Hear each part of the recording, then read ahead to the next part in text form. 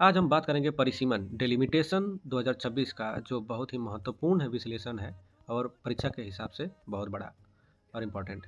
2026 का ये महा बदलाव है। क्या आप जानते हैं कि 2026 के बाद आपकी लोकसभा सीट बदल सकती है, या शायद आपके राज्य के राजनीतिक ताकत ही बदल जाए? आज बात करेंगे परिसीमन यानी डिलिमिटेशन की, जो 2026 में भारत के लोकतंत्र का चेहरा बदलने वाला है। परिसीमन का क्या मतलब है? जनसंख्या के आधार पर चुनावी क्षेत्रों का सीमाओं का फिर से निर्धारण। संवैधानिक आधार क्या है? अनुच्छेद 82 संसद के लिए और अनुच्छेद 170 राज्यों के लिए। फ्रीज क्यों था? 1976 में 42वां संशोधन और फिर 2001 में 84वां संशोधन। इसे 2026 तक रोक दिया गया था, ताकि जिन राज्यों की जनसंख्या नियंत्रण प्लानिंग फैमिली प्लानिंग जो है वो अच्छा किया है, जिन राज्यों ने, उन्हें सीटों का नुकसान ना हो और नुकसान का डर न रहे। बड़ी चुनौती क्या है? उत्तर भारत, जहां जनसंख्या ज़्यादा बढ़ी है, की सीटें बढ़ेंगी, और जबकि दक्षिण भारत, जहां जनसंख्या स्थिर रही है, को डर है कि उनकी राजनीतिक आवाज़ कमज़ोर न हो जाए।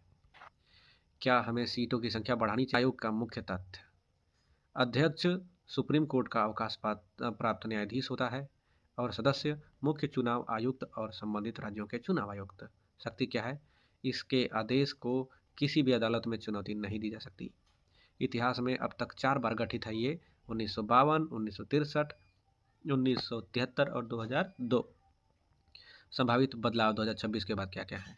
नई संसद: नए संसद भवन में 888 लोकसभा सीटों की क्षमता रखी गई है, जो कि इसी परिसीमन की तैयारी के संकेत हैं। उत्तर दक्षिण की बहस: उत्तर प्रदेश की सीटें 80 से बढ़कर 140 प्लस हो सकती हैं, जबकि दक्षिण भारत के राज्यों का प्रतिनिधित्व आनुपातिक रूप से कम हो सकता है। प्रीलिम्स के हिसाब से क्या परीक्षाएं और क्वेश्चन बन सकते हैं? आर्टिकल 327 या संसद के निर्वाचन के क्षेत्रों का परिसीमन के संबंध में प्रावधान करने की शक्ति देता है।